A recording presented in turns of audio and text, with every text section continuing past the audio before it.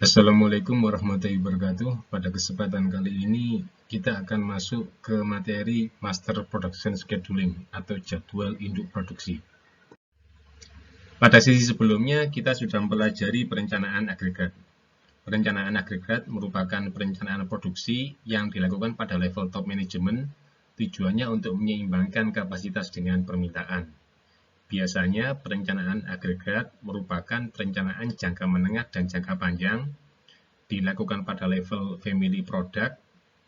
Selanjutnya, dari perencanaan agregat ini nantinya akan diturunkan menjadi Master Production Scheduling atau jadwal induk produksi yang berisi perencanaan produksi yang lebih operasional. Berikut ini perencanaan produksi yang dikelompokkan berdasarkan level produknya. Produk levelnya itu terdiri dari family product, kemudian dalam satu family product itu terdiri dari beberapa item produk atau produk akhir. Selanjutnya, tiap item produk itu terdiri dari sejumlah komponen penyusunnya.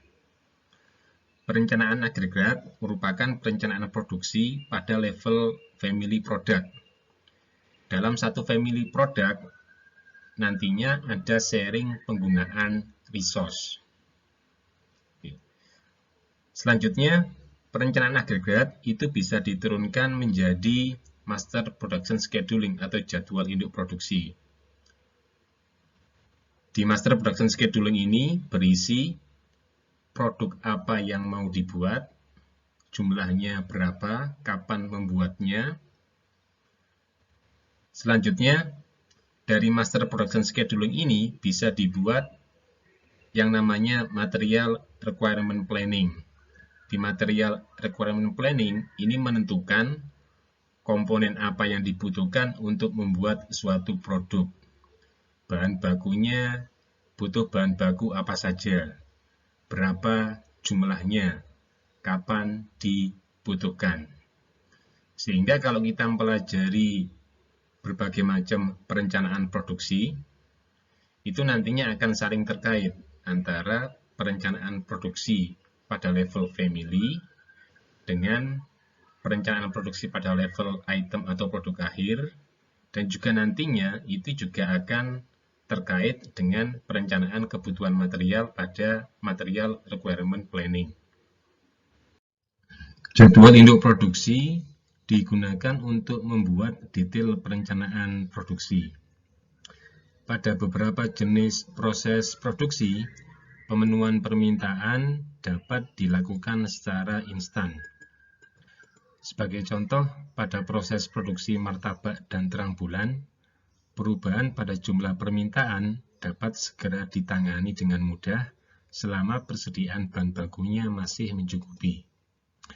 Akan tetapi, pada beberapa jenis produk yang lain, diperlukan waktu yang lebih lama untuk merespon adanya perubahan permintaan dari konsumen. Contohnya pada industri manufaktur. Industri manufaktur yang membuat produk elektronik seperti televisi. Untuk membuat televisi, dibutuhkan bahan baku yang harus dibeli dari supplier. Selanjutnya ada beberapa komponen yang harus dirakit, kemudian casingnya harus dibuat, kemudian ada final assembly, packaging, dan proses manufacturing yang lainnya.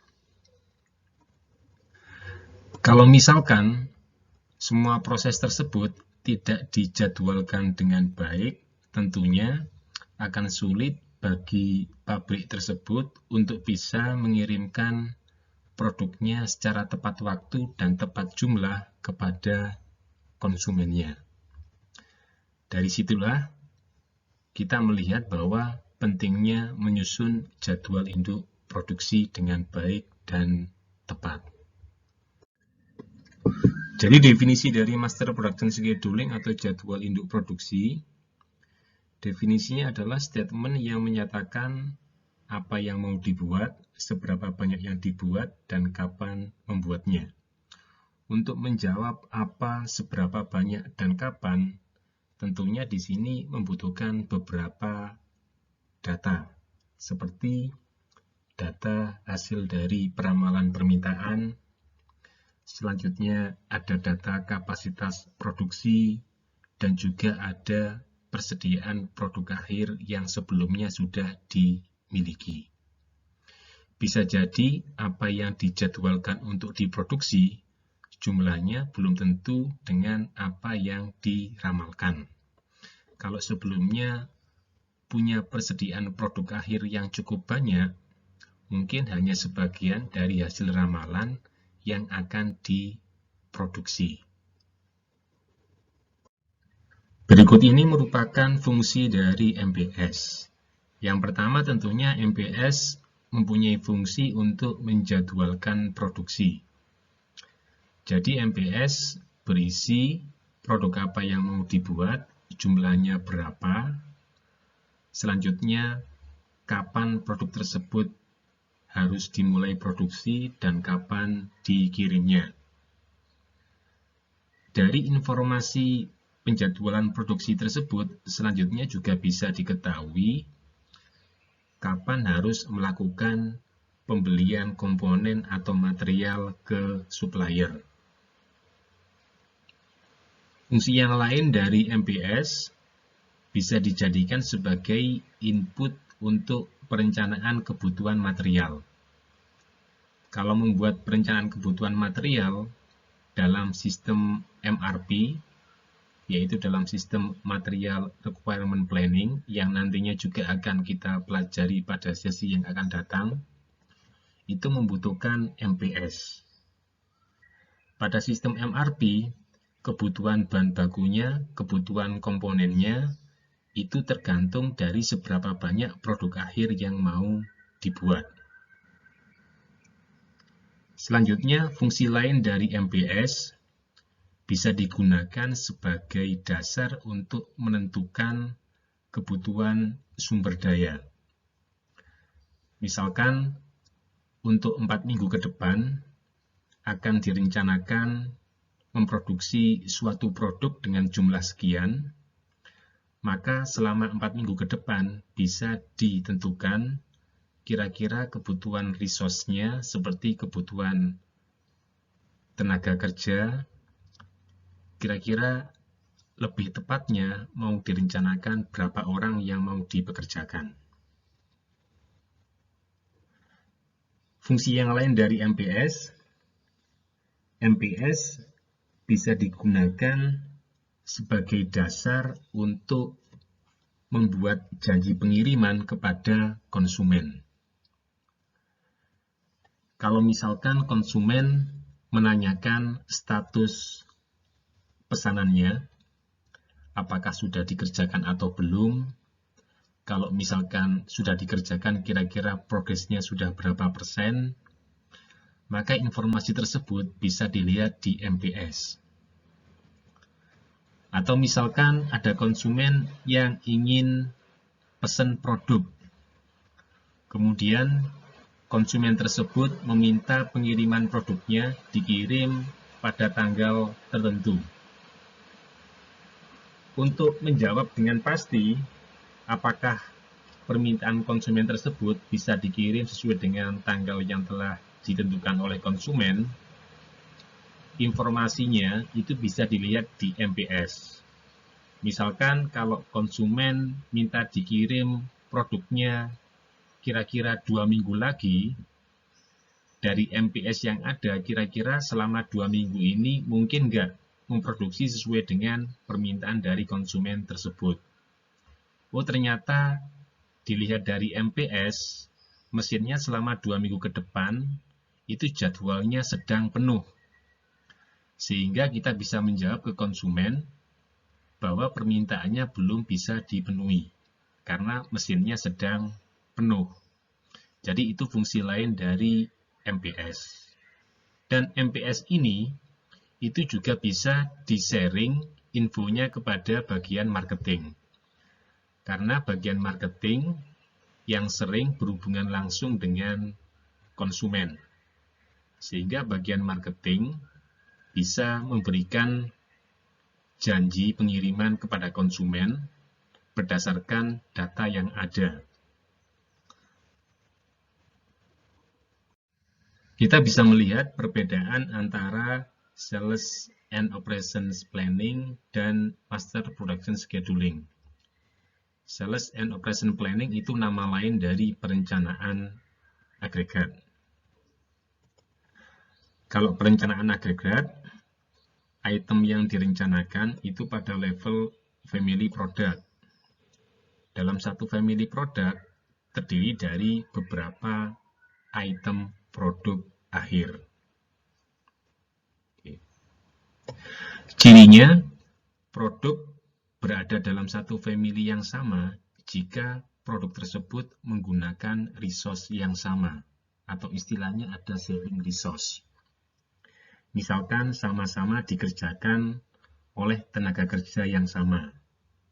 Misalkan ada beberapa produk yang sama-sama diproses menggunakan mesin yang sama. Itu berarti menunjukkan adanya sharing resource. Selanjutnya, perbedaan yang lain antara perencanaan agregat dengan MPS, kita bisa melihat di planning horizonnya, di jangka waktu perencanaannya. Kalau MPS, jangka waktu perencanaannya itu lebih pendek jika dibandingkan dengan perencanaan agregat. Kemudian, kalau kita lihat dari batasan yang lain, kalau perencanaan agregat itu terkait dengan kapasitas sumber daya yang dimiliki oleh perusahaan, seperti kapasitas kemampuan untuk mensuplainya yang bisa dipengaruhi dari seberapa banyak jumlah mesin yang dimiliki, seberapa banyak jumlah pekerjanya. Tapi kalau MPS, batasan sumber dayanya itu lebih spesifik ke batasan resource yang dimiliki pada work center untuk membuat suatu produk. Selanjutnya, kalau kita lihat dari periodenya, kalau perencanaan agregat, karena perencanaannya di sini lebih general, satuannya itu menggunakan satuan bulan. Tapi kalau MPS, perencanaannya satuannya menggunakan satuan minggu atau harian. Selanjutnya, perbedaan lain kita bisa melihat dari fokus perencanaannya. Kalau di perencanaan agregat, itu lebih fokus ke volume produk secara keseluruhan, karena terkait dengan penyeimbangan antara supply dan demand. Tapi kalau di MPS, fokusnya itu kepada produk mix. Jadi beberapa produk yang harus dibuat, kemudian dijadwalkan itu kira-kira jumlahnya berapa, tentunya menyesuaikan dengan ketersediaan sumber daya seperti ketersediaan kapasitas ataupun ketersediaan bahan baku. Ini ilustrasi perbedaan antara perencanaan agregat, atau nama lainnya bisa juga production plan, dengan MPS. Kalau misalkan pada perencanaan agregat akan direncanakan pada bulan Oktober produksi produk yang masuk kategori family A sebanyak 20.000. Selanjutnya, dari perencanaan agregat ini nantinya akan diturunkan menjadi MPS. MPS-nya bisa digunakan pakai satuan mingguan. Kalau bulan Oktober itu ada 4 minggu, maka nantinya pada bulan Oktober itu akan dibuat rencana produksi per minggunya. Kira-kira jumlahnya berapa? Proses ini itu dinamakan dengan proses disagregasi. Jadi memecah dari angka yang secara agregat dipecah menjadi lebih detail lagi. Oh, ternyata per minggunya mau dibuat total produknya sebanyak 5.000. Kemudian di MPS ini juga perlu dihitung juga kombinasi dari produk family A yang mau dibuat per minggunya berapa. Misalkan produk yang masuk kategori family A di sini terdiri dari 4 macam produk akhir, yaitu produk A1, A2, A3, dan A4. Nantinya, tiap minggunya itu harus direncanakan untuk tiap-tiap produk akhir tadi mau dibuat jumlahnya berapa. Jadi mixingnya itu mau dibuat berapa, apakah dibuat sama rata ataukah dibuat berbeda-beda antar minggunya. Tentunya untuk melakukan proses mixing ini, itu juga ada prosesnya, namanya proses disagregasi. Jadi proses disagregasi itu bisa mempertimbangkan ketersediaan kapasitas yang dimiliki, bisa juga mempertimbangkan permintaan per minggunya. Jadi ada beberapa batasan yang harus dipenuhi ketika melakukan proses disagregasi ini. Pada saat ini, di sebuah perusahaan sudah tidak asing lagi penggunaan konsep Enterprise Resource Planning atau ERP. Banyak kita jumpai perusahaan-perusahaan besar menggunakan program aplikasi ERP, seperti penggunaan software SAP, terus kemudian Oracle, GD Edwards, atau mungkin ada juga yang menggunakan Odoo. Di ERP, proses bisnis antar departemen satu dengan departemen yang lain itu saling nge-link dan saling terintegrasi. Sehingga informasi yang ada di sebuah departemen, misalkan departemen produksi, itu bisa diakses oleh departemen lain, misalkan departemen accounting ataupun departemen marketing. ERP itu merupakan konsep yang dikembangkan dari konsep MRP2. Dalam dunia manufacturing itu ada MRP2. MRP2 itu Manufacturing Resource Planning.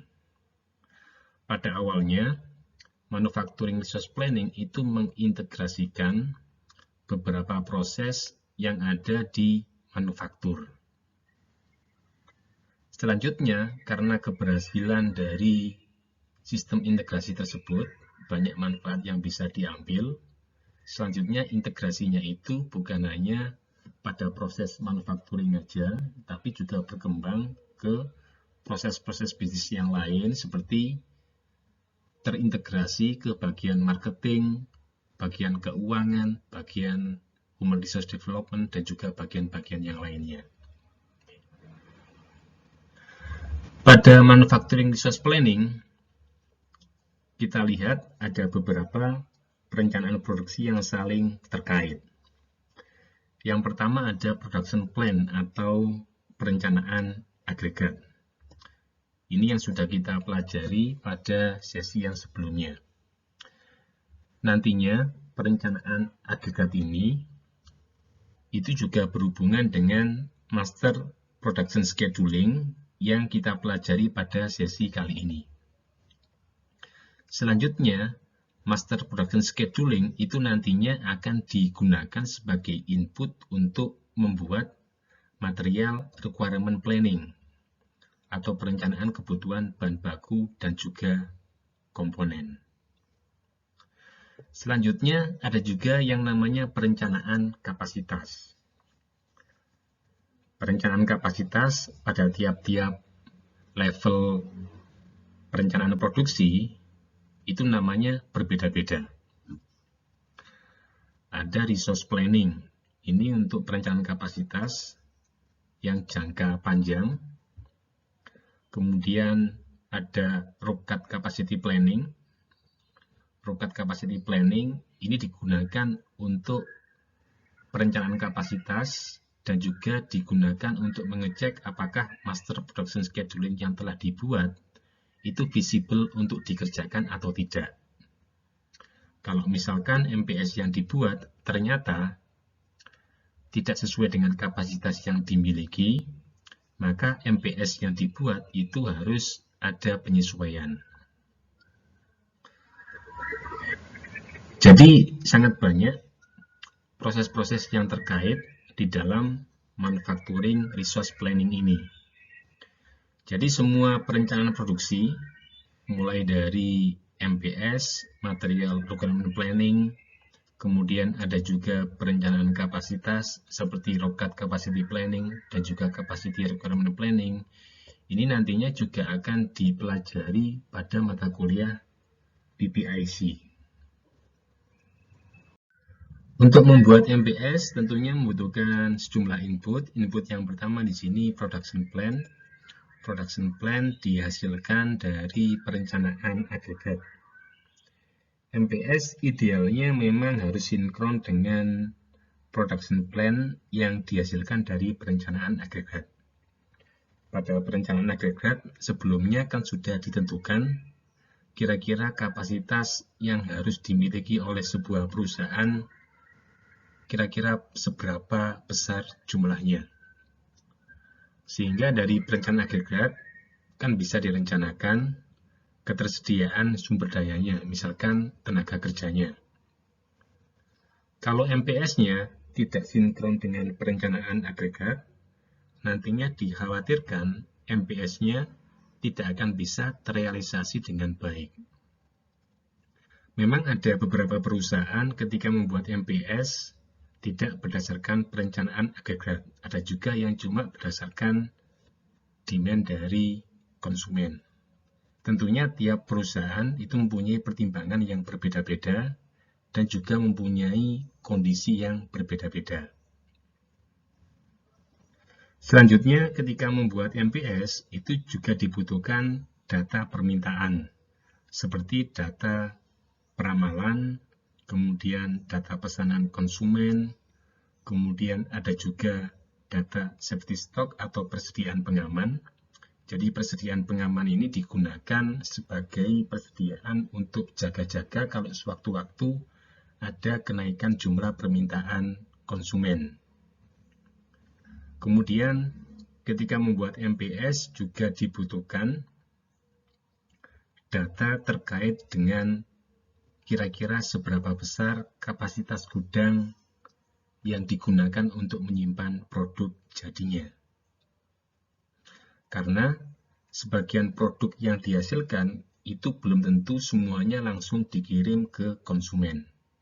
Ada sebagian yang nantinya digunakan sebagai persediaan dan baru nanti kalau ada jadwal pengiriman itu dikirimkan ke konsumen. Selanjutnya, ketika membuat MPS dibutuhkan juga inventory status. Jadi inventory status ini kita harus tahu sebelumnya punya persediaan produk jadi atau tidak. Persediaan sebelumnya yang sudah dimiliki itu nantinya juga berpengaruh dengan seberapa banyak produk yang akan dijadwalkan untuk diproduksi. Selanjutnya, kita juga membutuhkan informasi terkait dengan ordering policy atau kebijakan order. Contoh dari kebijakan order di sini, misalkan untuk sekali produksi itu ada minimum jumlah produksinya. Misalkan ada konsumen yang order sejumlah 95. Selanjutnya, menurut kebijakan dari lantai produksi, ketika memproduksi suatu barang itu harus kelipatannya 50. Jadi kalau konsumen pesannya 95, maka produksi akan memproduksi sebanyak 100. Sehingga akan mempunyai sisa persediaan sebanyak 5 yang nantinya akan disimpan di gudang. Untuk menyusun MPS, tentunya menyesuaikan dengan karakteristik dari produk yang akan dijadwalkan untuk diproduksi. Ada produk yang memang prosesnya itu cukup singkat, seperti proses pembuatan martabak, itu kan cukup singkat, atau proses pembuatan air minum kemasan, itu kan juga cukup singkat. Tapi ada juga produk yang proses produksinya itu cukup rumit dan juga membutuhkan lead time yang lebih lama. Contohnya produk yang dibuat dengan sistem assembly to order seperti produk otomotif roda 2 ataupun roda 4. Pada produk-produk tersebut, keberadaan dari Bill of Material itu nantinya akan sangat banyak membantu ketika menyusun MPS. Karena jadwal MPS-nya itu belum tentu sama dengan jadwal perakitan produk akhirnya. Ada beberapa Bill of Material yang bisa digunakan sesuai dengan jenisnya. Ada modular bills dan juga ada super bills. Untuk lebih jelasnya bisa dilihat pada slide berikutnya. Ini contoh dari modular bill. Misalkan ada sebuah mobil. Mobil ini nantinya mempunyai beberapa pilihan. Apakah transmisinya manual atau otomatis? Kemudian apakah mesinnya menggunakan mesin V6 atau diesel? Kalau kita susun single bill of materialnya, berarti single bill of materialnya itu disusun berdasarkan jenis mobil yang nantinya akan diterima oleh konsumen. Kalau kita lihat lebih jauh, di sini ada beberapa modul di tiap-tiap jenis mobil yang bisa digunakan di beberapa jenis mobil sekaligus. Pada modular bill of material, modul-modul yang ada dalam mobil tadi itu bisa dikelompokkan sesuai dengan peruntukannya. Oh, ternyata ini ada tipe modul yang diberikan kode A01 dan E01 itu yang bisa digunakan untuk semua mesin atau semua mobil. Kemudian ada modul B10 dan F01 itu yang bisa digunakan untuk semua mobil asalkan mesinnya itu menggunakan mesin V6. Jadi kenapa modular bill of material ini sangat bermanfaat? Karena pada beberapa industri manufaktur, ketika menyusun MPS yang disusun itu bukan berisi produk akhir yang diterima oleh konsumen, tapi berisi modul apa yang nantinya akan dibuat. Setelah modul yang akan dibuat itu sudah selesai, baru nanti akan dilanjutkan pada jadwal perakitan. Jadwal perakitan akhir. Dan setelah perakitan akhir, baru jadi produk akhir yang nantinya akan dikirim ke konsumen. Jadi jadwal MPS-nya, timing untuk MPS-nya, itu berbeda dengan jadwal perakitan akhirnya. Terus kemudian ada super bill. Jadi ini ilustrasi dari super bill. Dalam menyusun MPS ada beberapa pertimbangan yang harus dilakukan. Pertama, jumlah item yang sedikit itu akan semakin memudahkan dalam pembuatan dan evaluasi MPS. Yang kedua, item dalam MPS itu harus dapat diramalkan. Yang ketiga, setiap item harus punya bill of material, sehingga MPS-nya dapat digunakan sebagai dasar pembuatan material requirement planning. Selanjutnya, kapasitas yang dibutuhkan dari item-item yang diproduksi itu harus dapat dihitung. Karena nantinya MPS-nya itu dijadikan sebagai dasar untuk membuat ROCAT capacity planning atau perencanaan kapasitas. Dan yang terakhir, item dalam MPS itu harus mudah diterjemahkan sebagai produk yang diminta oleh customer. Jadi item yang dalam MPS itu tidak harus berupa produk jadi yang diterima oleh konsumen. Item dalam MPS bisa juga berupa subassembly atau modul yang digunakan sebagai penyusun produk jadi. Tiap produk mempunyai struktur bill of material yang berbeda dan juga diproduksi menggunakan strategi yang berbeda pula. ada produk yang diproduksi dengan strategi make to order, make to stock maupun assembly to order. Dan ketika menyusun final assembly schedule atau jadwal perakitan akhir dan juga master production schedulingnya, tentunya di sini berbeda-beda pula, tergantung dari karakteristik produk tersebut.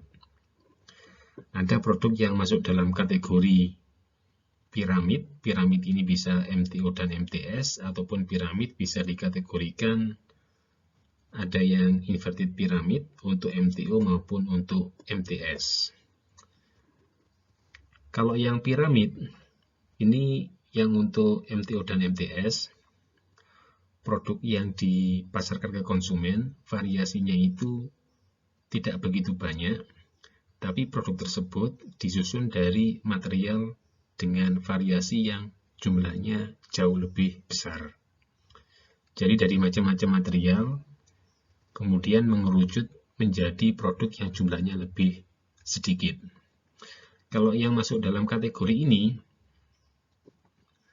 final assembly schedulingnya dan master production schedulingnya itu disusun berdasarkan produk jadi yang akan dikirim ke konsumen. Sedangkan kalau inverted pyramid atau piramida terbalik untuk yang menggunakan sistem make to order,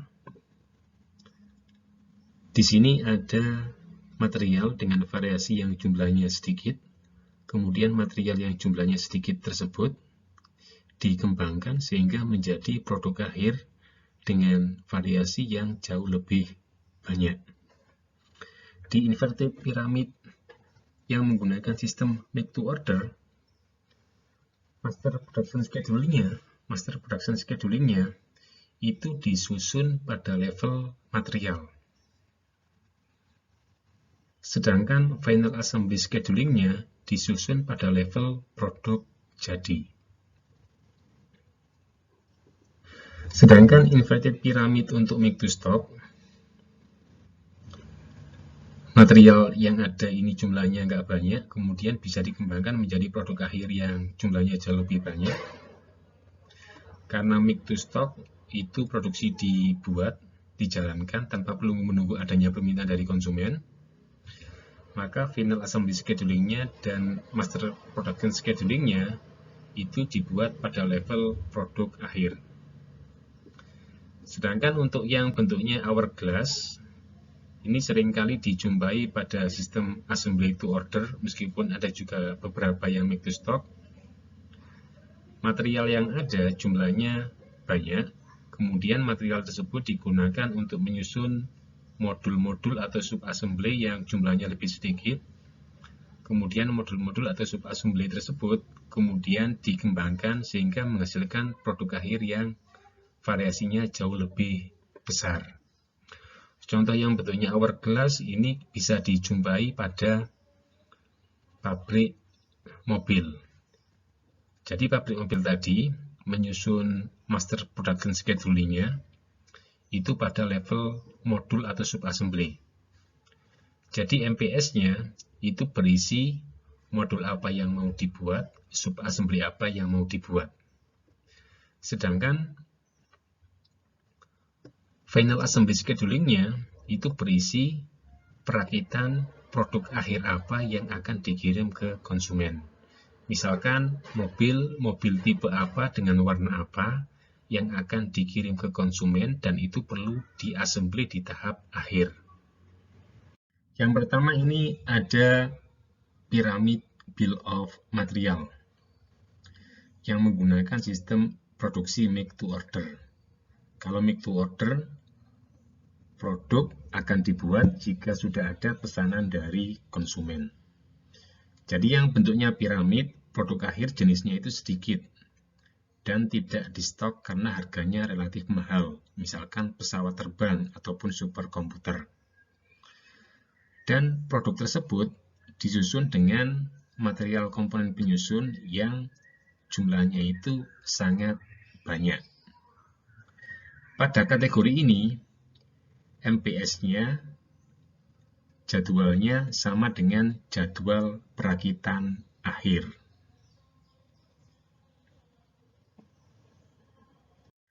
Bentuk yang piramid tadi itu juga bisa kita lihat pada sistem produksi yang menggunakan sistem make to stock. Kalau menggunakan sistem make to stock, proses produksinya itu tanpa perlu menunggu adanya pesanan dari konsumen, tetapi produksinya berdasarkan hasil peramalan permintaan. Contoh yang bentuknya piramid bill of material itu seperti produksi produk yang standar seperti TV dan radio. Jadi MPS-nya, jadwal MPS-nya dan final assembly schedule-nya itu sama. Dan untuk produk-produk yang standar tersebut seperti TV dan radio, produk akhirnya variasinya itu kalau dibandingkan dengan material penyusunnya tentunya akan sangat banyak material penyusunnya, sehingga bentuknya piramida. Masuk kategori hourglass bill of material. Ini kita jumpai di sistem produksi assembly to order, misalkan di pabrik mobil. Jadi produk akhir berupa mobil yang dijual ke konsumen itu variasinya kan cukup banyak. Satu tipe itu variasinya bisa banyak kalau kita lihat dari warnanya. Misalkan mobil tipe A itu warnanya ada sangat banyak, mulai dari warna putih, hitam, merah, dan seterusnya. Dan kalau untuk yang masuk kategori hourglass bill of material ini, jadwal MPS-nya itu berbeda dengan jadwal final assembly-nya.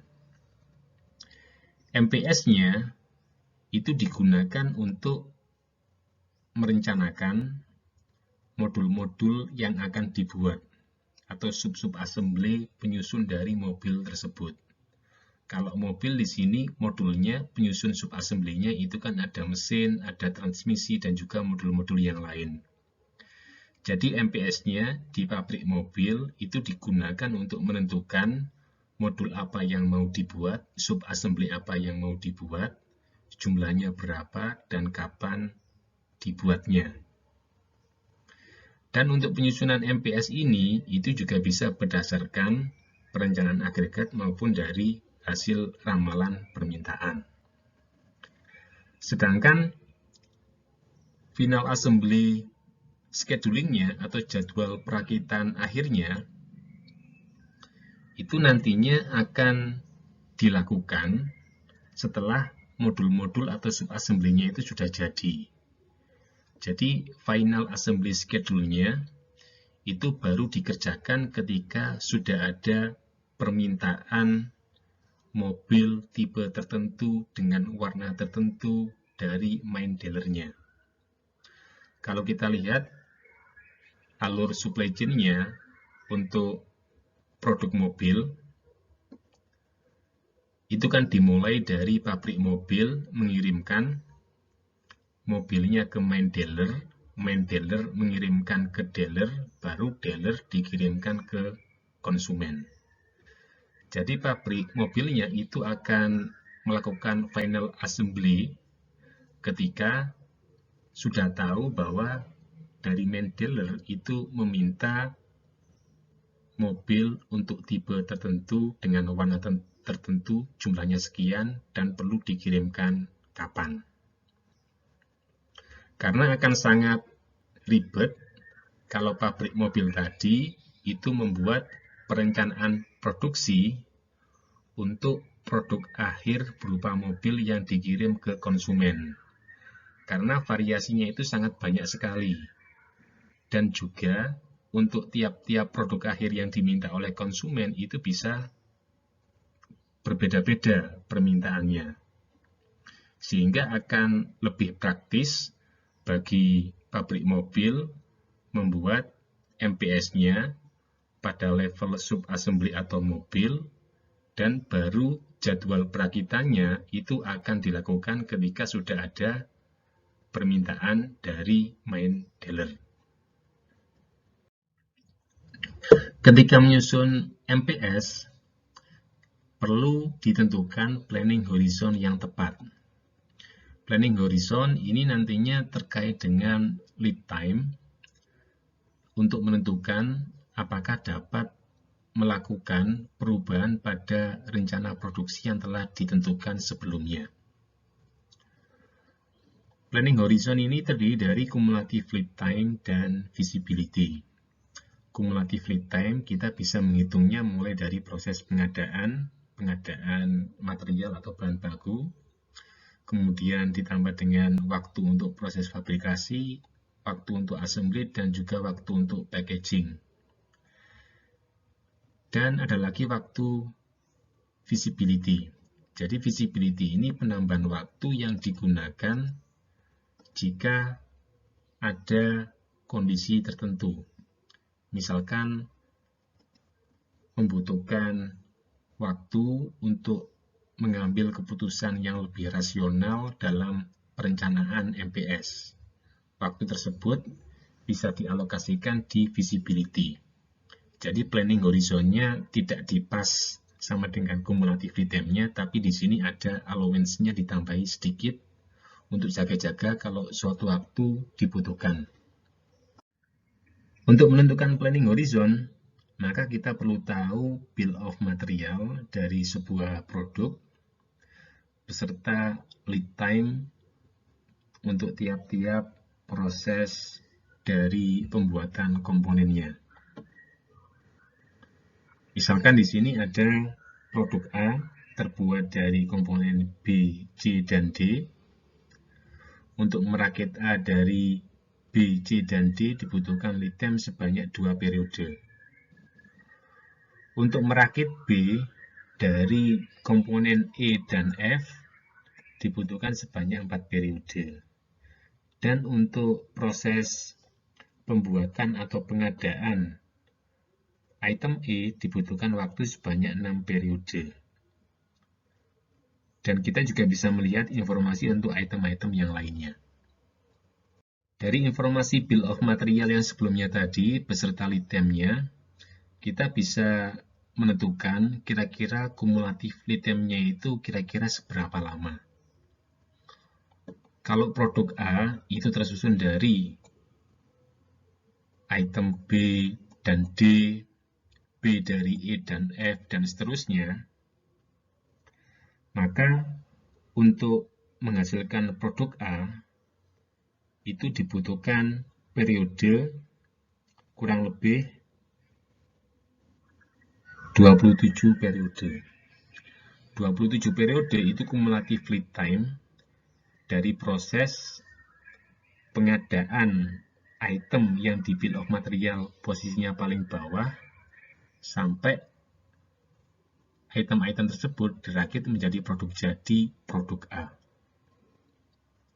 Sehingga kalau kita sudah tahu kumulatif lead time-nya, maka kita bisa menentukan planning horizon yang tepat. Contohnya ketika menentukan planning horizon pembuatan pesawat terbang, planning horizon MPS-nya tentunya waktunya, periodenya bisa sampai bertahun-tahun. Karena produk pesawat terbang itu prosesnya banyak dan cukup rumit. Dan tentunya akan sangat berbeda ketika menyusun planning horizon untuk MPS-nya produk air minum kemasan mineral yang prosesnya tergolong cukup singkat. Lead time pengiriman ke konsumen itu dipengaruhi oleh tipe strategi yang digunakan. Ada strategi make to stock, assembly to order, make to order, dan engineer to order. Lead time pengiriman ke konsumen tentunya untuk tiap-tiap strategi itu berbeda lamanya. Kalau untuk make to stock, lead time pengiriman ke konsumen itu cukup singkat, karena waktunya hanya terdiri dari waktu pengiriman dari pabriknya ke konsumen.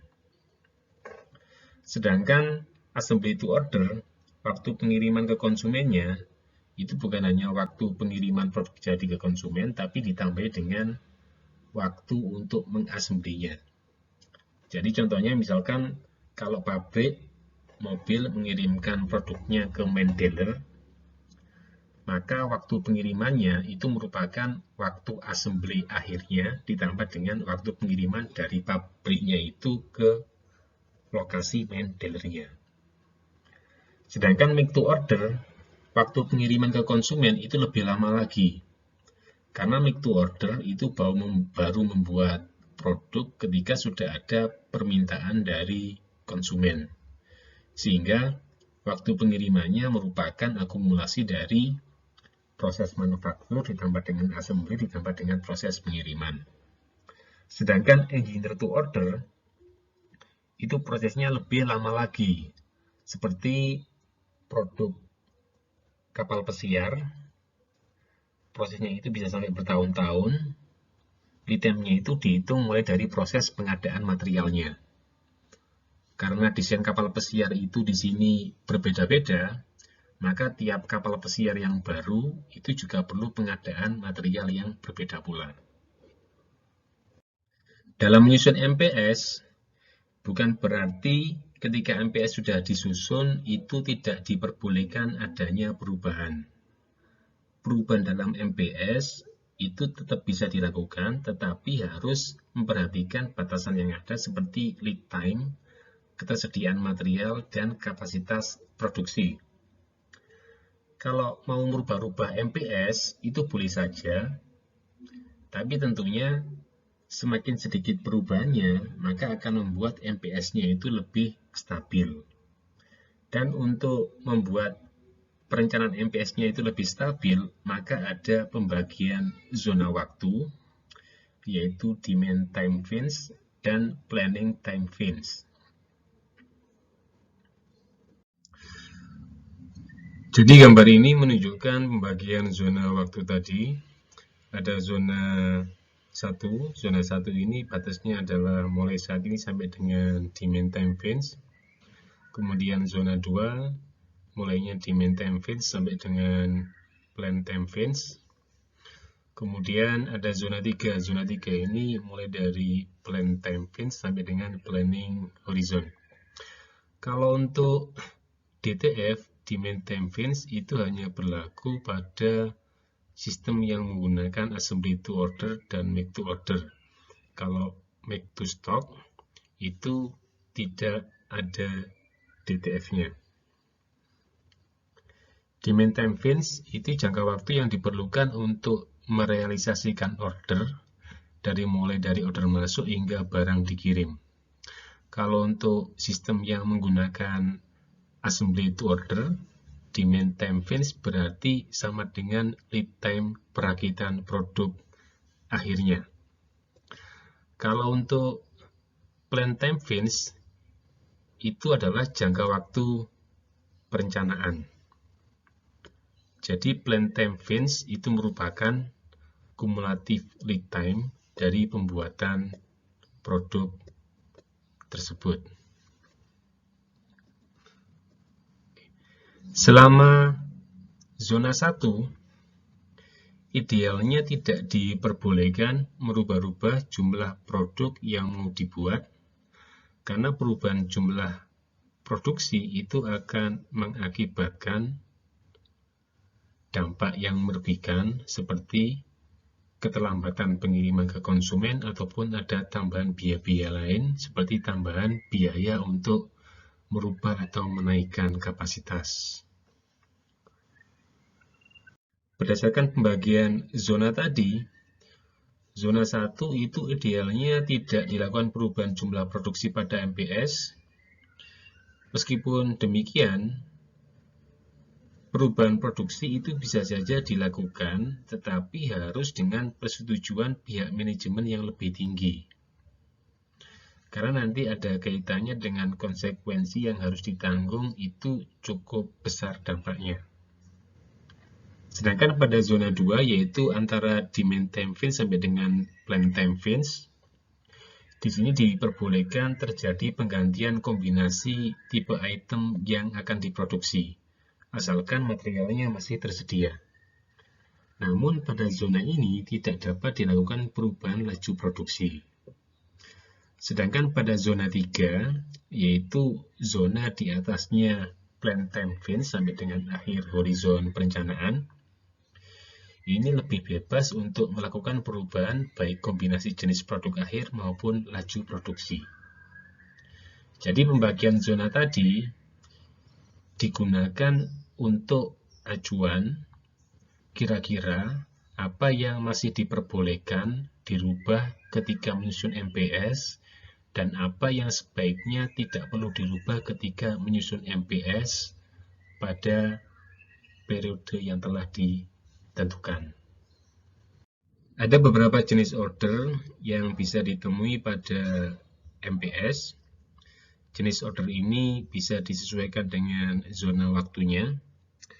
Pada zona waktu 3 itu ada plan order. Jadi plan order itu berisi informasi jumlah produksi yang akan dieksekusi pada periode yang akan datang, yang biasanya bisa dihitung secara otomatis oleh sistem.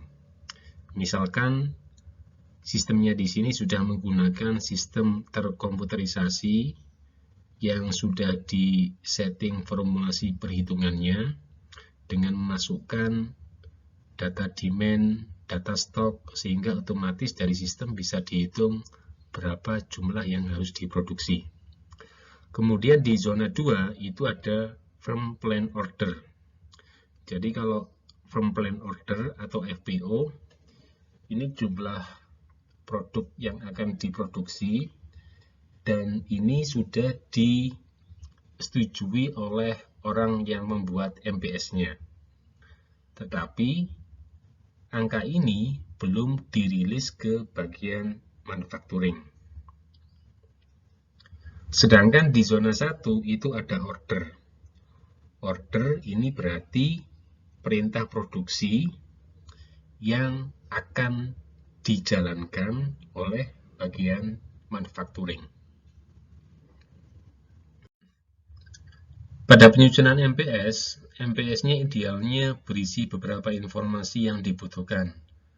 Seperti pada header-nya bisa ditulis item part number, item description, lead time, safety stock, order quantity policy, DTF, dan PTF. Sedangkan informasi lain yang bisa diketahui dari MPS ada forecast, production forecast, actual demand, ada MPS, projected available balance, available to promise, dan plan order. MPS yang disusun tentunya menyesuaikan dengan strategi produksi yang akan digunakan. Strategi yang digunakan bisa make to stock, make to order, ataupun assembly to order. Berikut merupakan contoh penyusunan MPS untuk produk yang menggunakan strategi make to stock.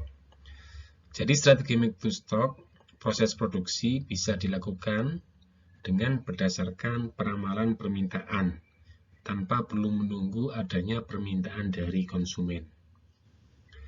Header di MPS ini berisi beberapa informasi dasar, seperti deskripsi dari produknya, safety stocknya atau persediaan pengaman, kemudian demand time fins atau DTF untuk produk yang make to stock, DTF-nya itu 0.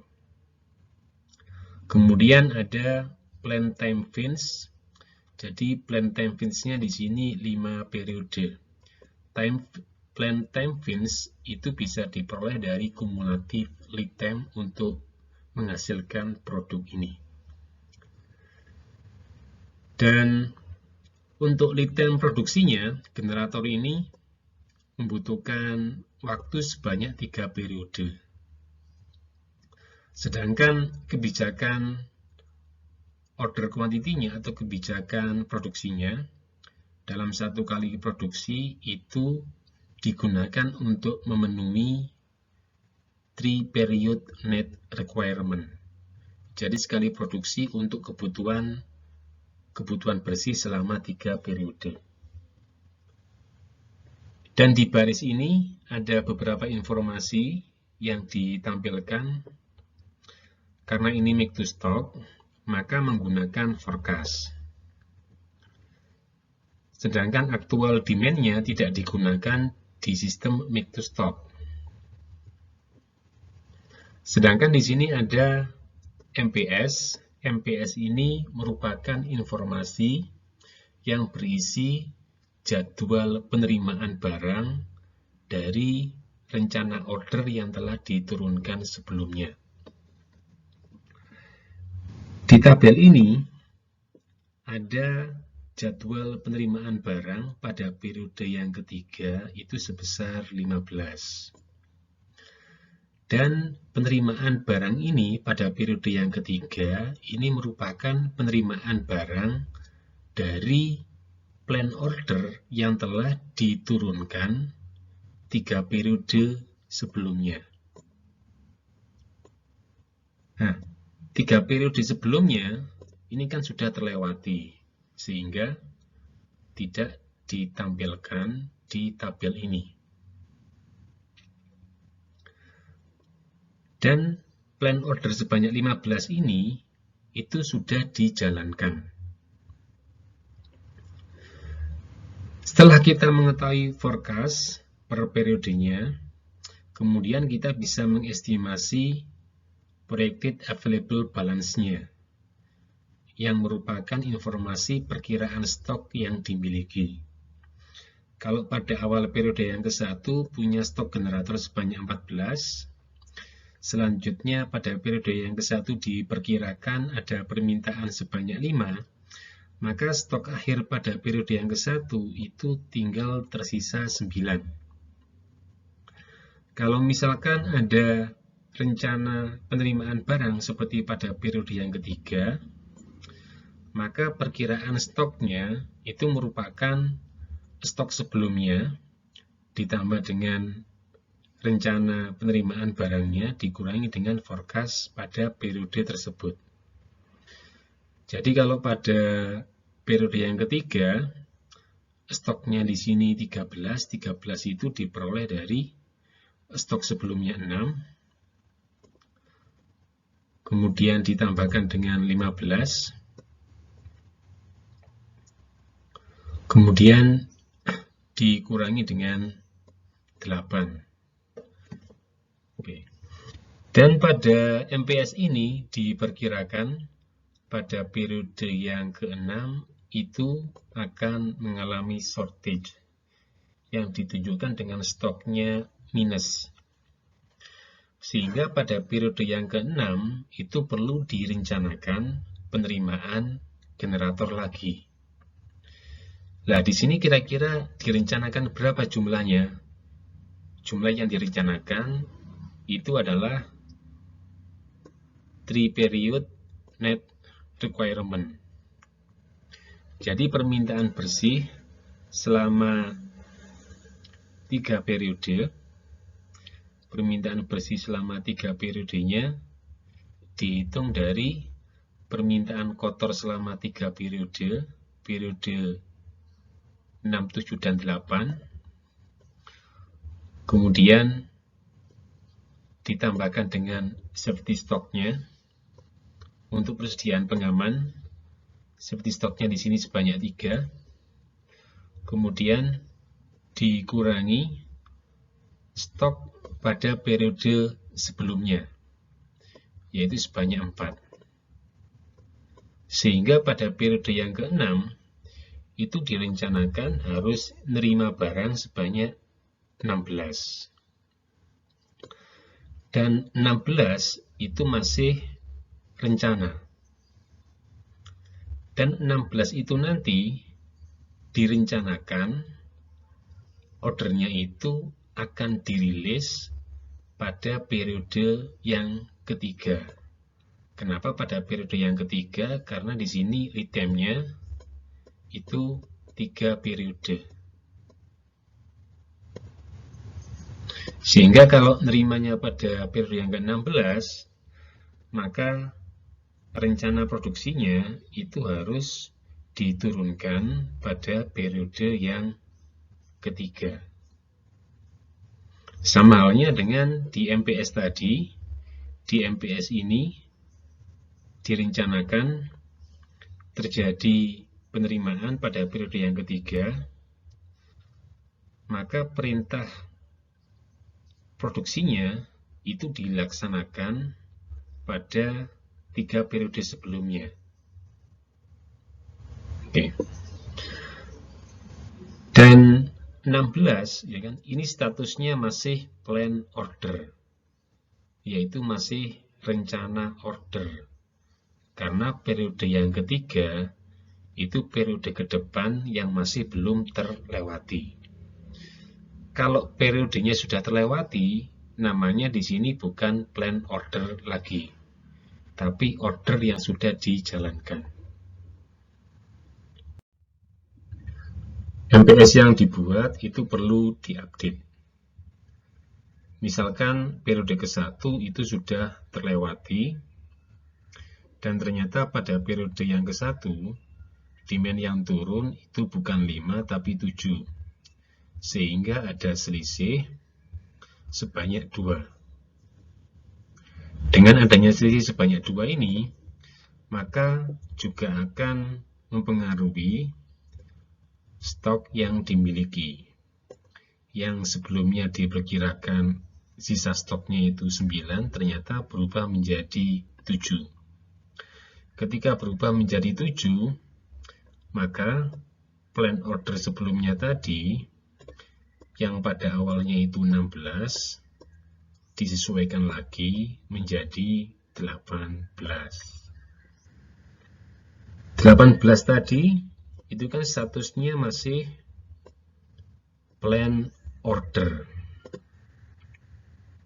Karena dia masih di luar PTF.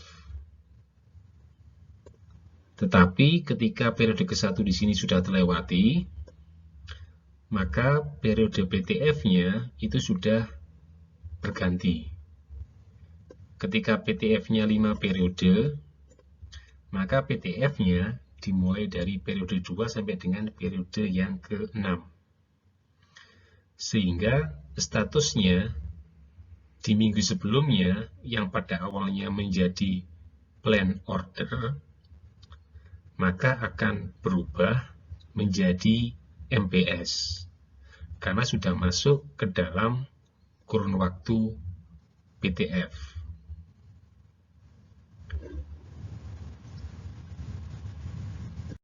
Berikut ini contoh MPS untuk produk yang menggunakan strategi make to order. Kalau menggunakan strategi make to order, tidak ada ramalan atau proyeksi stok, karena produksi hanya dilakukan setelah ada pesanan langsung dari customer. Sehingga MPS-nya, apa yang direncanakan diterima, akan sama dengan aktual demand-nya. Kalau aktual demand-nya minta 5 pada periode yang ke-1, maka pada periode yang ke-1 itu juga sudah harus jadi 5 produk yang diminta oleh konsumen tersebut.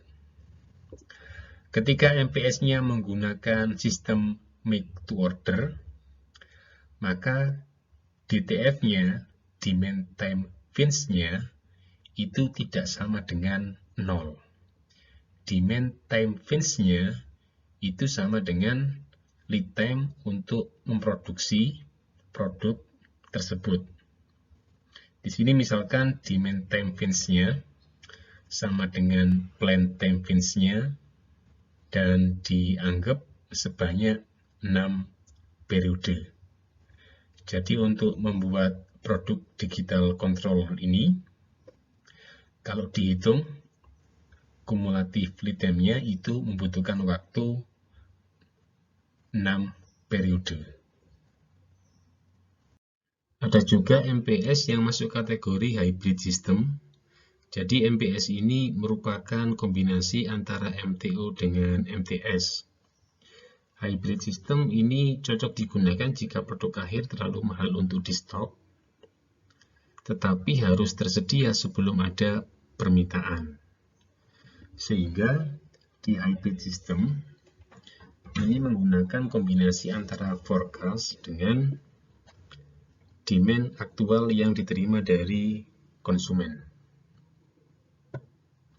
Biasanya karakteristik produk hampir standar, sehingga MPS bisa dibuat berdasarkan ramalan sebelum pesanan dari customer benar-benar diterima.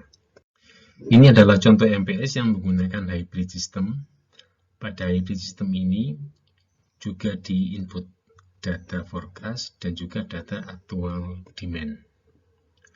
Selanjutnya kita juga bisa menghitung projected available balance, jadi perkiraan stok yang dimiliki.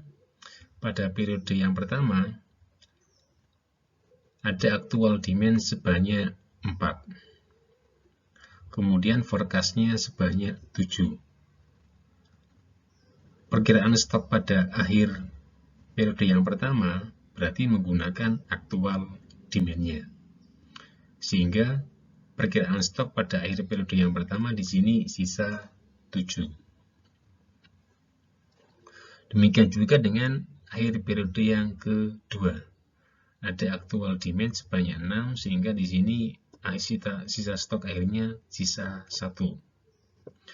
Kemudian pada akhir periode yang ketiga ada MPS yang berisi informasi jadwal penerimaan barang dari order yang sudah diturunkan sebanyak 18. Kemudian ada actual demand sebanyak 5, sehingga sisa stok pada akhir periode yang ketiga itu menyisakan sebanyak 14. Dan perhitungan sisa stok ini terus berlanjut sampai dengan periode-periode berikutnya. Dan baru pada periode yang ke-6, ini periode di mana kita mendapatkan data aktual demand-nya. Dan di periode yang ke-7 tidak ada data aktual demand-nya. Dan untuk melihat perkiraan sisa stoknya berarti menggunakan data forecast-nya. Sehingga sisa stok pada akhir periode yang ke-7 itu merupakan sisa stok pada periode sebelumnya dikurangi dengan forecast. Oke. Selanjutnya kita bisa menghitung available to promise. Jadi available to promise ini sisa saldo stok yang statusnya belum dijanjikan atau belum dimiliki oleh konsumen. Di sini available to promise-nya bisa dihitung pada periode yang pertama, itu sisa 1. Sisa 1 itu diperoleh dari stok sebelumnya 11, kemudian dikurangi total permintaan aktual sebelum MPS. Jadi total permintaan aktual sebelum MPS yang pertama itu ada 4 dan 6. Sehingga pada akhir periode yang ke-1, stok yang statusnya masih belum dijanjikan kepada siapapun itu sebanyak 1. Kemudian kita juga bisa menghitung available to promise pada periode yang ketiga dan juga pada periode yang ke-5. Perhitungan available to promise pada akhir periode yang ketiga dan ke-5 itu perhitungannya sama. Sebagai contoh ini adalah perhitungan available to promise untuk periode yang ketiga. Perhitungannya adalah MPS pada periode tersebut sebanyak 18 dikurangi dengan aktual demand-nya selama periode 3 dan juga periode yang keempat. Jadi dikurangi dengan aktual demand selama permintaan sebelum MPS berikutnya itu terjadi. Selanjutnya, tiap periode MPS itu perlu diupdate. Perubahan isi MPS itu tergantung apakah ada perubahan dari data yang diinputkan. Misalkan setelah periode 1 itu berakhir, ternyata ada perubahan aktual demand.